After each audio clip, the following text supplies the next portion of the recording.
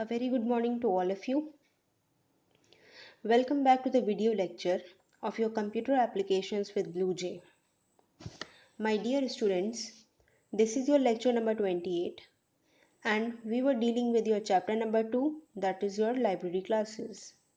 Okay, this is the part 2. In the part 1, that is in the lecture number 27, we have already seen some of your programs of your exercise portion obviously. Yes, question number 1 to question number 6 we have already studied. Now, let us start with your question number 7.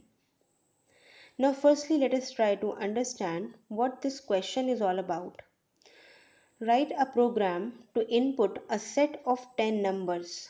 Yes, 10 numbers you have to take as an input. Now, see over here. 10 numbers you have to take as an input. Now, find the sum and product of the numbers. Very easy. You can easily find out the sum and product of the numbers that are entered. Yes, now join the sum and product to form a single number. What you have to do, something you have got as a sum, something you have got as a product. Now you have to join both of them. By joining, we don't mean that you just simply put that plus sign and calculate the sum. No, we have to concatenate the number. Now see one hint also we were having. Let sum equals to 245 and we are having product equals to 1346. Let us suppose you have got sum equals to 245 and product is this one. Yes, now what you have to do? You have to join both these quantities and you have to find out the concatenated number. So see the concatenated number 245 1346. The combination of these two. Yes, so if both the numbers, if both these sums and your product are of integer data type, and if you simply apply this plus sign over there, then simply you will be getting the sum. Yes, but we have to concatenate it. It means what? Firstly, we have to convert this sum into your string part. Yes, and then your product into your string part. Now, if both of those are of string data type, then you can directly add on them. Yes, if you write down then string plus string, then it is going to give you the concatenated number. Okay, so the main purpose of this question was to explain that how you are going to convert this this integer into your string data type. Okay, now let us see the solution. See, import java.util, a library package for your input class. Yes, question number 7. We have opened our class, our main function. Now, scanner in. Through this line, we are making an object. An object is in. Already we know that. Yes, whenever we are going to take an input, in is going to be used. Yes, now, system.out.println, enter 10 numbers. Now see, you have to enter the 10 numbers. So with this line, you are asking the console that enter 10 numbers. Okay, now long sum equals to 0, product equals to 1. Both of these things we have taken. We know every time whenever we are declaring this sum, we are taking initial value as 0 because 0 plus something is going to give you that something. Yes, but whenever we are talking about this product, we cannot take it as 0. Yes, because 0 multiplied by something is 0. So we always stuck on 0 if we take initial value of product as 0. Yes, so that is why we are taking product equals to 1 and sum equals to 0. Yes, now you have to enter 10 integer. That is why for loop we are going to use. From 0 to less than 10. You can start from I equals to 1 till I less than equals to 10. Both the ways are correct. Okay, either you start from 0, then you have to stop till 9, or you start from 1 and you have to stop till 10. Both the values are same. Yes, now see this line, int n equals to in dot next int. Now see, through this line we are taking an input. Now what kind of input? An integer number it is going to fetch out. Okay, now through this line we are calculating the sum, through this line we are calculating the product. Now let us see how. See, sum plus equals to n. You know this is your shorthand operator. Yes, so we can write down this sum equals to sum plus n over here, and the third line we can also write down product equals to product into n. Yes, so after this for loop, whenever you are entering the number, at the same time you are going to calculate this sum as well as this product. Yes, and when you have done all these parts, when you have calculated the overall sum as well as the overall product, then see string str1 long dot to strings num. Yes, this is a function for the conversion of your long to string. Yes, from long to string. Why from long to string? Because sum is of long data type. That is why we are converting long to string. Same thing goes with this line. String str2 product is long. We have to convert it into string. Yes, so that is why we are using long dot to string over here also. Now you just concatenate both of these values. Okay, so string s equals to str1 plus str2. Now if you are applying this plus sign between two strings, yes, then you are going to get the concatenated value. And if you are going to use this plus sign between two integers, then you are going to get what? You are going to get the sum. Now can you see there is a single operator, but it is working differently in different situation. Yes, and that is what polymorphism is all about. Do you remember the definition of polymorphism? One thing, many form. Yes, so plus is an example of your polymorphism. Now see over here, coming back to our question, string s equals to str1 plus str2. We have joined both of these numbers. Yes, now let us see furthermore what we are going to do. See, long r equals to long dot parse long s. Now, we are going to convert this string into your long data type.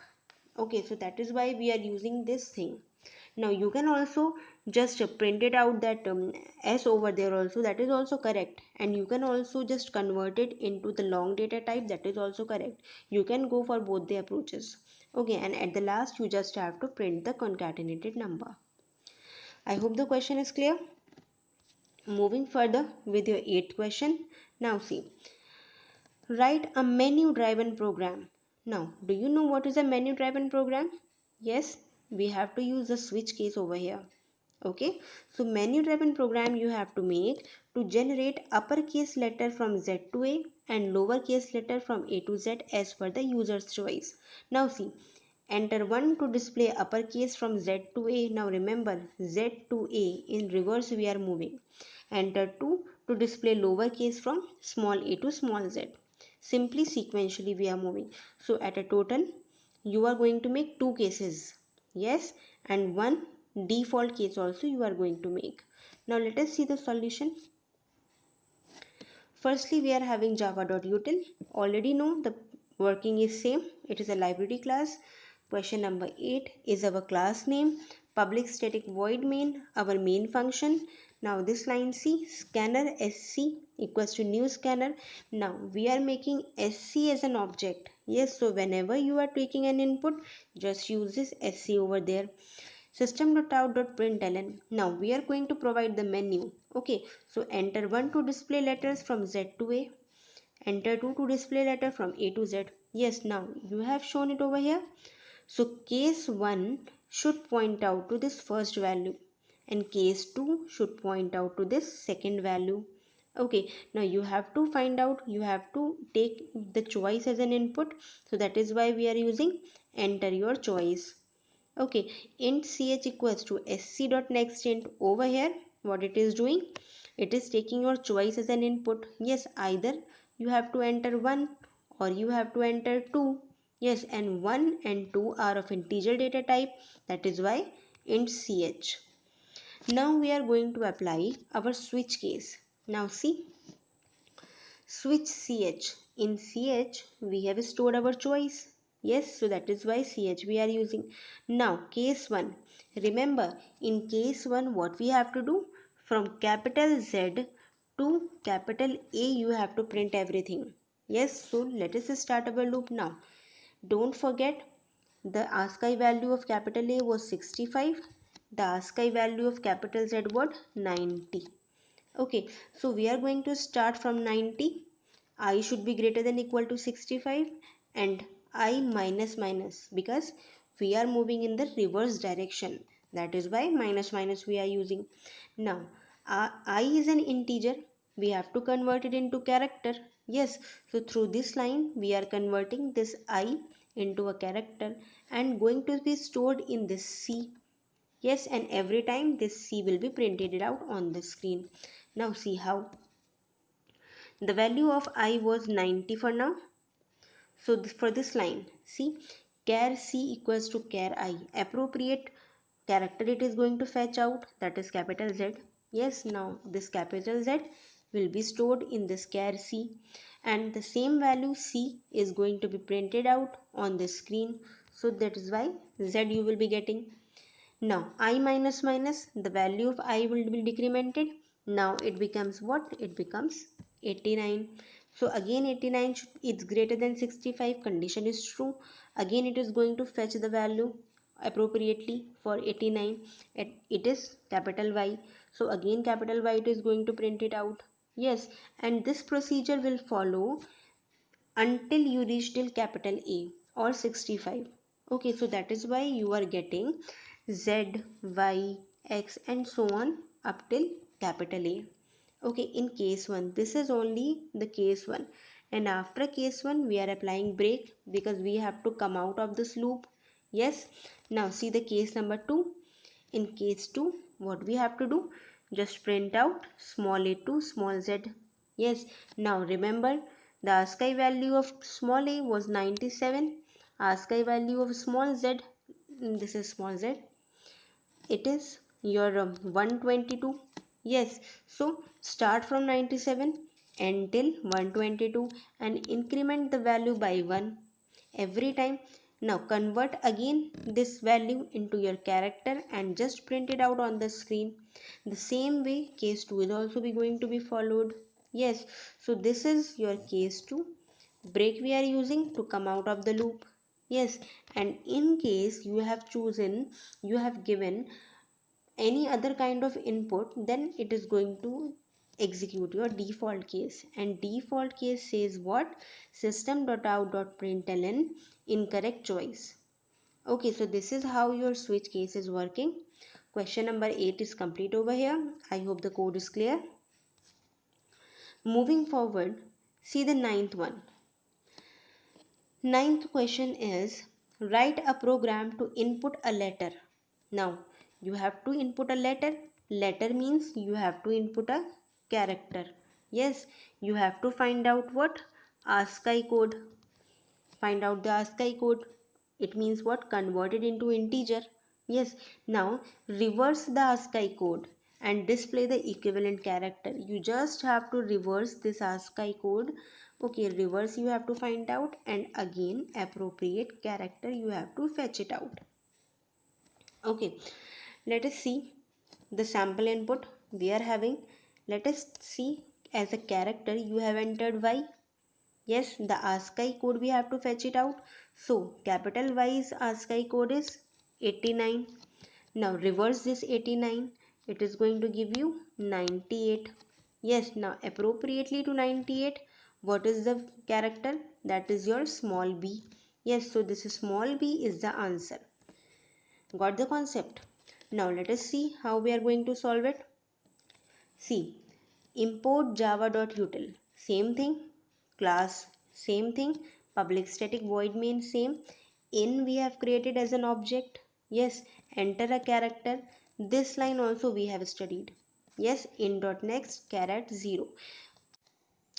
Now, if you are having any problem in this input, by that how we are going to take an input of a character, you can refer to the lecture number 27 for the same. Okay, in that we have solved the question and I have already explained that how we are using this function, so you can refer to the previous lecture. Okay, now see, int a equals to int ch. What we are doing? A character we were having. Now we are going to convert this character into integer using this line. Yes, it means what? We are fetching out the ASCII value. Okay, now see system.out.println ASCII code is A. over here we have reached. Yes, we have taken the ASCII code and we have printed it out on the screen. Now what is the procedure? The procedure is to reverse the value. Yes, now for the reversing it, we are using this while loop. Yes, now let us see how we are going to execute this one. Let us take the same example. Yes, as it has been taken in the sample input. So CH was a character. Let us say you have entered capital Y. Yes, now through this line, it is going to fetch out its ASCII value. So the ASCII value is going to be stored in A, that is your 89. Yes, now let us see how this while is going to work it out. Now see, reverse, let us take over here, A over here and digit over here. Okay, so firstly, the value of A was your 89. Yes, 89 was the value. Now see, through this line, int digit equals to A mod 10. When you use this 89 mod 10, then you will be getting what? The remainder. The remainder was 9. Yes, now see, reverse equals to reverse multiplied by 10 plus digit. The value of reverse was 0. So 0 multiplied by 10 plus digit. The digit was 9. So 9. It is going to give you 9 for now. Yes, now see the third line. A equals to A divided by 10. So A was 89. When 89 was divided by 10, it is going to give you the quotient. The quotient is 8. Yes, so for the first execution, the value of reverse was 9. The value of A was 8.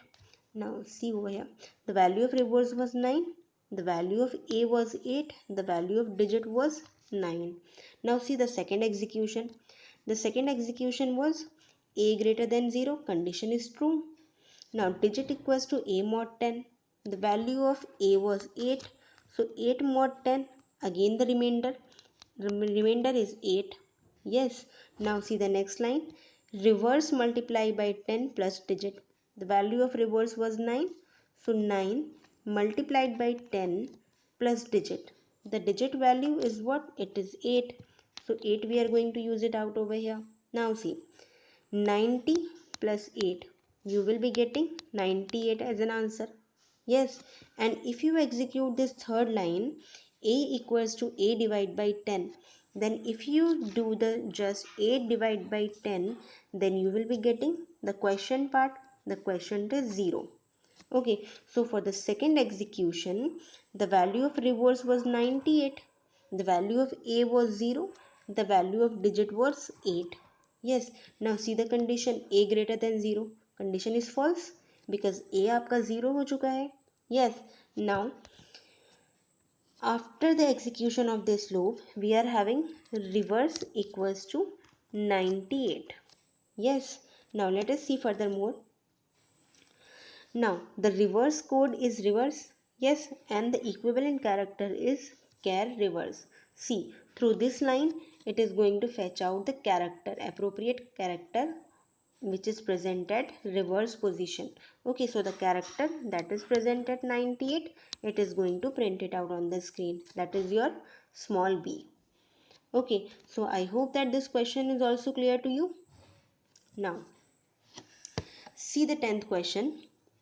10th question is again the same.